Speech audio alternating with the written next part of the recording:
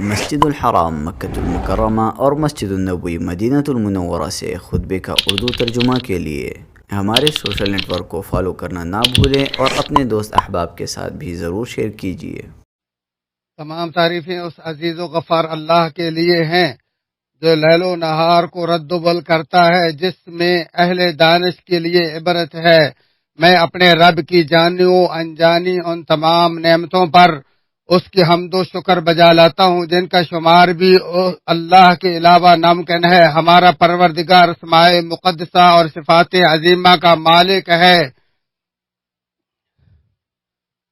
اللہ واحد و قہار کے علاوہ کوئی معبود برحق نہیں۔ میں گواہی دیتا ہوں کہ ہمارے نبی و سردار محمد صلی اللہ علیہ وآلہ وسلم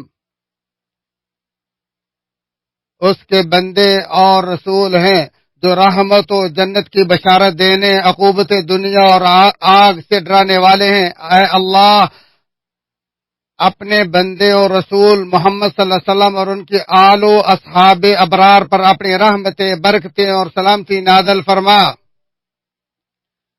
حمد و ثنا کے بعد اللہ کی رضا جوئی اور اس کے غضب و سزا سے پرہیز کے ذریعے اس اللہ کا تقوی اختیار کرو۔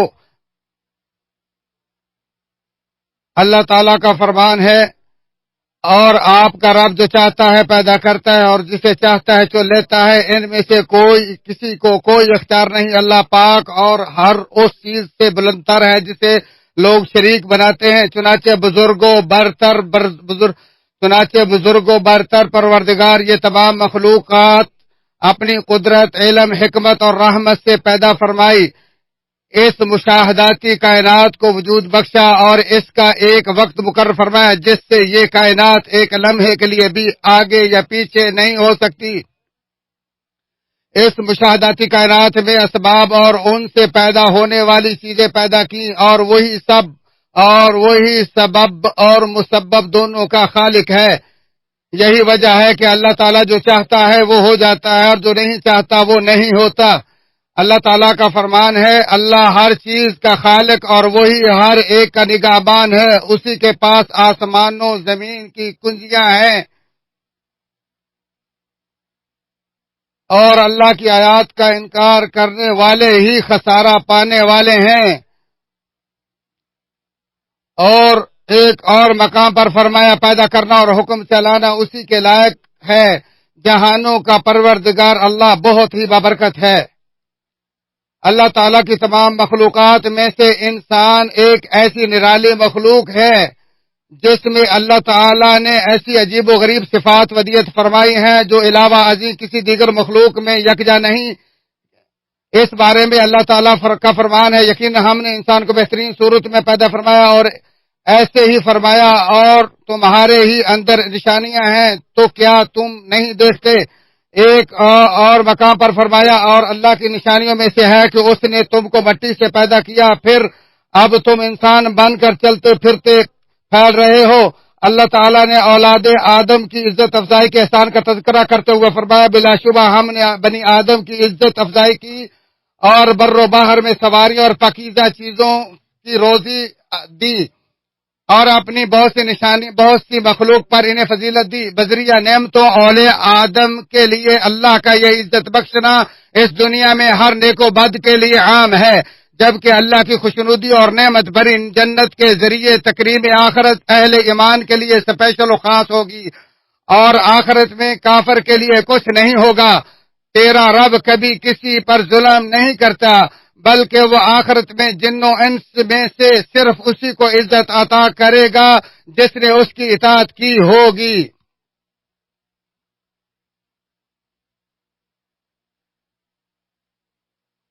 جیسا کہ ابن عساکر نے انس بن مالک رضی اللہ تعالی عنہ سے روایت کی ہے کہ رسول اللہ صلی اللہ علیہ وسلم نے فرمایا، فرشتوں نے کہا، اے ہمارے رب، تو نے ہمیں اور بنی آدم کو پیدا کیا اور تو نے ان کو ایسا بنایا کہ وہ کھاتے، پیتے، پہنتے، شادیاں کرتے، سوار ہوتے، سوتے اور آرام کرتے ہیں، جبکہ ان میں سے کوئی نعمت بھی تو نے ہمارے لیے مختص نہیں کی، لہذا ان کے لیے دنیا کی نعمتیں اور ہمارے لیے آخرت کی نعمتیں خاص فرما دے۔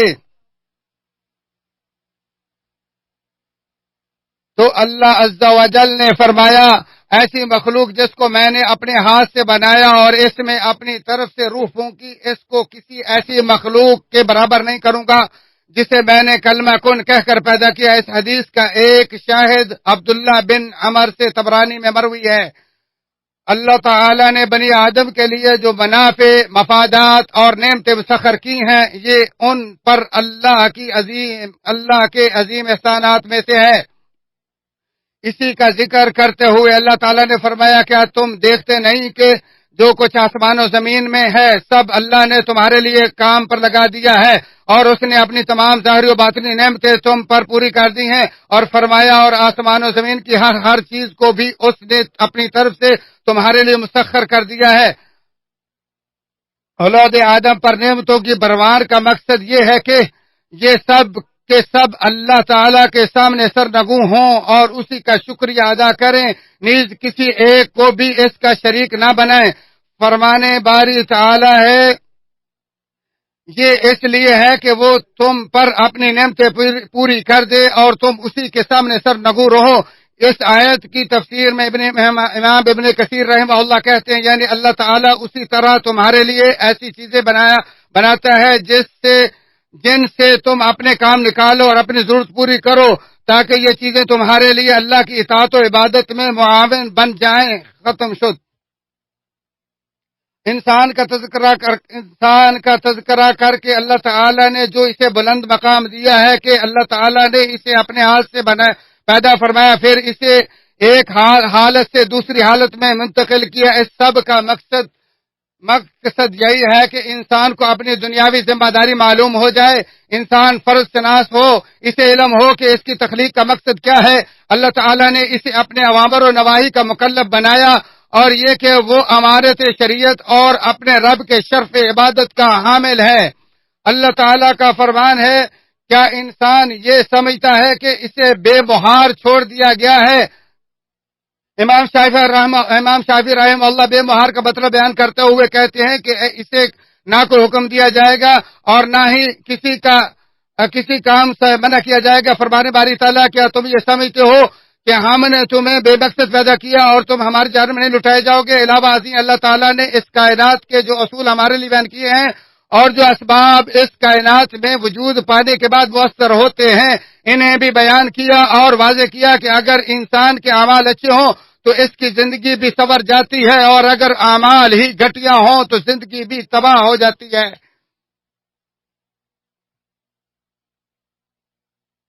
اللہ تعالیٰ نے یہ بھی بتلا دیا کہ اللہ تعالیٰ کے فضل و عدل کی بدولت انسانی عمل کا منفی اور مثبت اثر ہے، منفی اور مثبت اثر حیوانات و نباتات پر بھی ہوتا ہے۔ اس کا مقصد صرف یہ ہے کہ لوگ اطاعت پر ڈٹ جائیں اور حرام چھوڑ دیں۔ چنانچہ انسان کی اصلاح عمل کی بدولت زندگی خیرات و برکات کا تذکرہ کرتے ہوئے اللہ تعالیٰ کا فرمان ہے، اگر بستیوں والے ایمان لاتے اور تقوی اپناتے تو ہم ان پر آسمان و زمین سے برکتیں کھول دیتے، لیکن انہوں نے جھٹلا دیا تو ہم نے انہیں ان کی کارستانیوں کی وجہ سے پکڑ لیا۔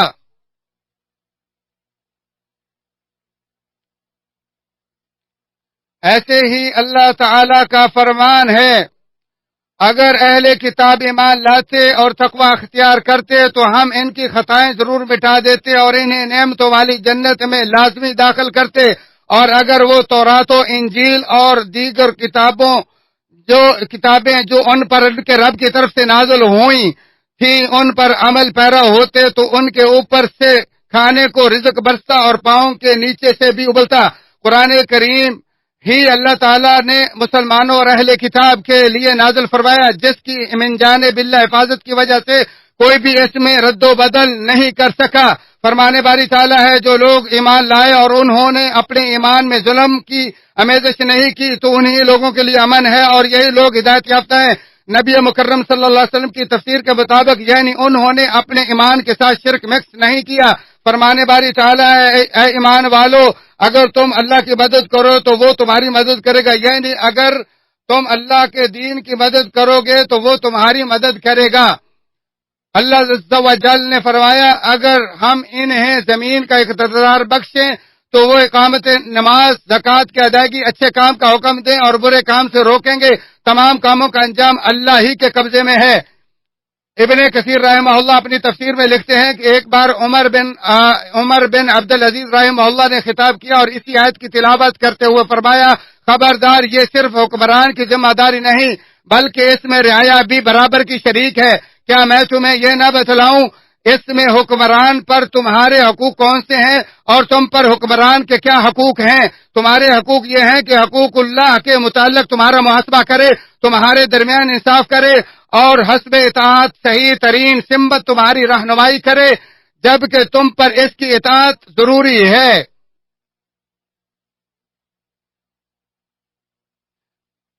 مندرجہ بالا آیت میں اللہ تعالیٰ کا فرمان وَلِلَّهِ عَاقِبَةُ الْأُمُورِ میں ایسے شخص کے لیے دشمن کے حملے اور مکاریوں سے حفاظت کی گارنٹی ہے جو یہ 4 امور کو بجا لائے، جیسے کہ اللہ تعالیٰ کا فرمان ہے، اگر تم صبر کرو اور اللہ سے ڈرتے رہو تو ان کی مکاری تمہارا کچھ بھی نہیں بگاڑ سکتی، اور یقیناً اللہ ان کے اعمال پر محیط ہے۔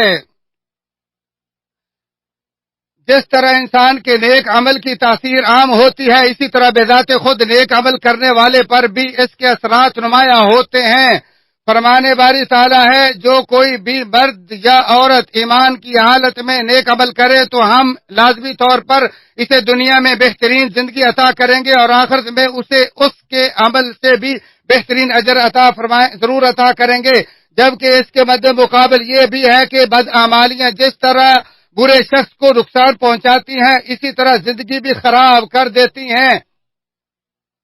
فرمانے باری تعالیٰ، اگر حق ان کی خواہشات کی پیروی کرتا تو آسمان و زمین اور جو بھی ان میں ہے سب تباہ ہو جاتے۔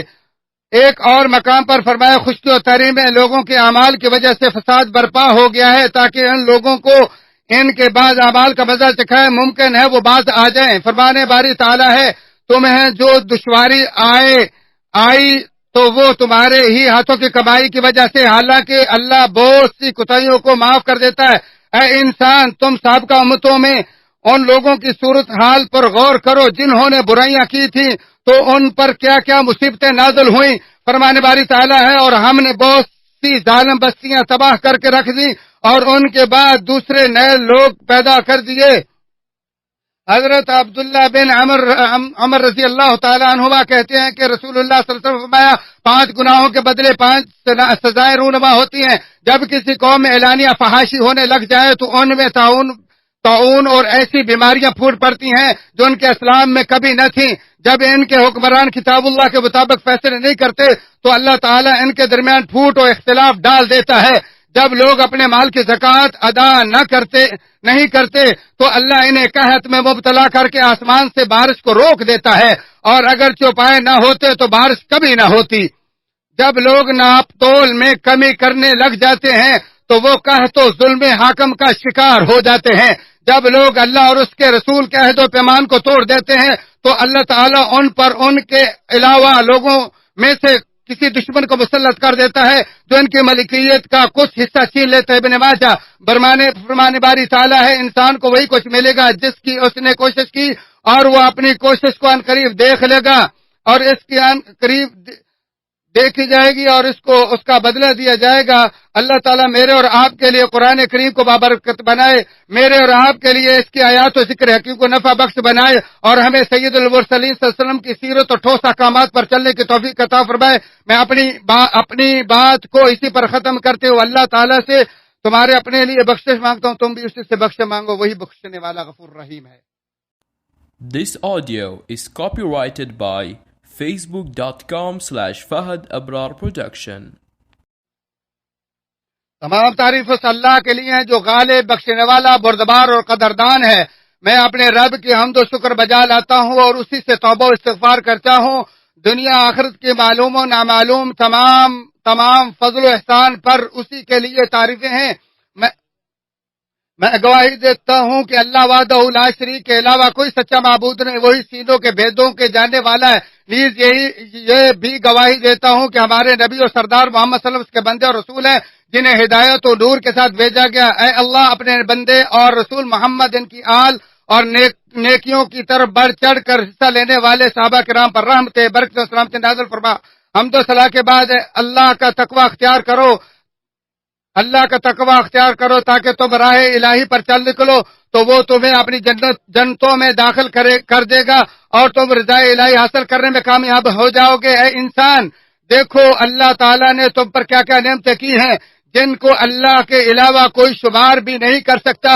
ان کا شکریہ ادا کرو، ان کا شکر ادا کرو، کیونکہ اگر کوئی معمولی سی نعمت بھی تم سے چھن گئی تو اللہ کے سوا کوئی بھی اسے لوٹا نہیں سکتا، اور در حقیقت اللہ کی کوئی نعمت بھی معمولی نہیں ہوتی.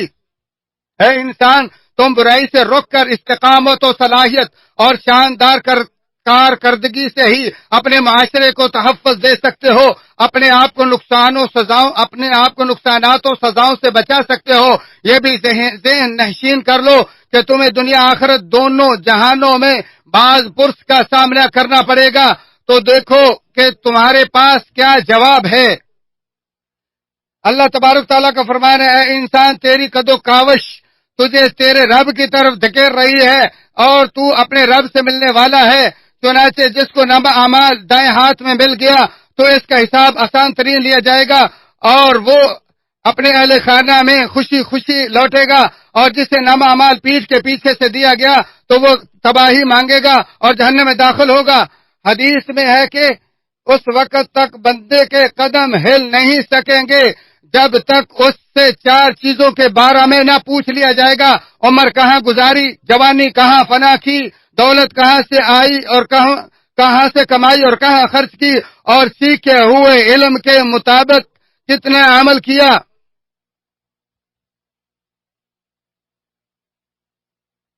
اے انسان جان لو کہ تمہارا دائمی گھر وہی ہے جو موت کے بعد تمہیں ملے گا، اور اگر تم سے اپنے اس دائمی گھر کو نیکیوں سے آباد کر لیا تو تمہارے لیے مبارکباد ہے، اور اگر تم دنیا میں مشغول ہو کر اخروی گھر بھول گئے تو تمہارے لیے بربادی ہے.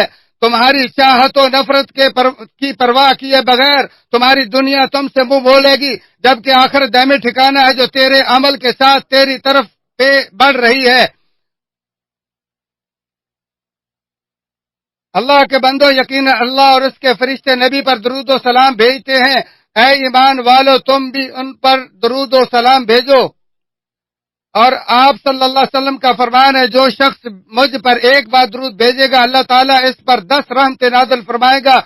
اس لیے سید الاولین والآخرین اور امام المرسلین پر درود پڑھو. تمام بھائی اب فضیلت شیخ کی دعا کے ساتھ شریک ہوں اور آمین کہیں. اللهم صل على محمد وعلى آل محمد كما صليت على إبراهيم وعلى آل إبراهيم إنك حميد مجيد. اللهم بارك على محمد وعلى آل محمد كما باركت على إبراهيم وعلى آل إبراهيم إنك حميد مجيد وسلم تسليما كثيرا. اللهم وارض عن الصحابة أجمعين. اللهم وارض عن الخلفاء الراشدين الأئمة المهديين أبي بكر وعمر وعثمان وعلي وعن سائر الصحابة أجمعين يا رب العالمين. اللهم وارض عن التابعين والذين تبعوهم بإحسان اليوم الدين، وارض عنا معهم بمنك وكرمك ورحمتك يا أرحم الراحمين. اللهم انصر دينك وكتابك، اللهم انصر دينك وكتابك يا رب العالمين. اللهم انصر الإسلام والمسلمين، اللهم انصر الإسلام والمسلمين، اللهم انصر الإسلام والمسلمين، وأذل الكفر والكافرين والشرك والمشركين يا رب العالمين. أنت القوي المتين. اللهم أرنا الحق حقا وارزقنا اتباعه، وأرنا الباطل باطلا وارزقنا اجتنابه، ولا تجعله ملتبسا علينا فنضل يا ذا الجلال والإكرام. اللهم يا مقلب القلوب والأبصار ثبت قلوبنا على طاعتك برحمتك يا أرحم الراحمين. اللهم يا مصرف القلوب والأبصار صرف قلوبنا على طاعتك، إنك أنت الولي الحميد. اللهم تول أمر كل مؤمن ومؤمنة، ومسلم ومسلمة يا رب العالمين. اللهم ألف بين قلوب المسلمين وأصلح ذات بينهم واهدهم سبل السلام وأخرجهم من الظلمات إلى النور يا ذا الجلال والإكرام. اللهم ارفع عن المسلمين البلاء، اللهم ارفع عن المسلمين العقوبات، اللهم ارفع عن المسلمين الشرور والآفات. اللهم اكفيهم شر أعدائهم يا رب العالمين، إنك على كل شيء قدير. واكفي المسلمين شرور أنفسهم. اللهم ارزقنا والمسلمين التوبة والإنابة إليك. اللهم فقهنا والمسلمين في الدين برحمتك يا أرحم الراحمين. اللهم أعذنا وأعذ ذرياتنا من إبليس وذريته وشياطينه وجنوده وأوليائه يا رب العالمين. اللهم استعملنا في طاعاتك وجنبنا معاصيك يا رب العالمين. اللهم احفظ بلادنا من كل شر ومكروه. اللهم احفظ حدودنا واحفظ جنودنا يا ذا الجلال والإكرام برحمتك يا أرحم الراحمين. اللهم أغثنا، اللهم أغثنا. اللهم أنت الولي الحميد، أنت رب العالمين الرحمن الرحيم. اللهم أغثنا. اللهم أنزل علينا الغيث ولا تجعلنا من القانطين. اللهم أنزل في أرضنا بركتها وزينتها يا رب العالمين. اللهم أغثنا غيثا عاجلا مباركا فيه يا ذا الجلال والإكرام. اللهم اغفر لموتانا وموتى المسلمين، اللهم اغفر لموتانا وموتى المسلمين ونور عليهم قبورهم. اللهم أضاعف حسناتهم وتجاوز عن سيئاتهم يا ذا الجلال والإكرام. اللهم وفق خادم الحرمين الشريفين لما تحب وترضى. اللهم وفقه لهداك واجعل عمله في رضاك. اللهم أعنه على كل خير يا ذا الجلال والإكرام. اللهم انصر به دينك وعلي به كلمتك. اللهم وفق ولي عهده لما تحب وترضى. اللهم وفقه لهداك واجعل عمله برضاك. اللهم انصر به دينك. اللهم أعنه على كل خير إنك على كل شيء قدير. ربنا اغفر لنا ما قدمنا وما أخرنا وما أسررنا وما أعلنا وما أنت أعلم به منا. أنت المقدم وأنت المؤخر لا إله إلا أنت. اللهم أعنا على ذكرك وشكرك وحسن عبادتك يا رب العالمين. ربنا آتنا في الدنيا حسنة وفي الآخرة حسنة وقنا عذاب النار. اللهم ارفع عن المسلمين ظلم من ظلمهم في دينهم يا رب العالمين. اللهم فرج هم المهمومين من المسلمين. اللهم واقض الدين عن المدينين من المسلمين. اللهم اشف مرضانا ومرضى المسلمين.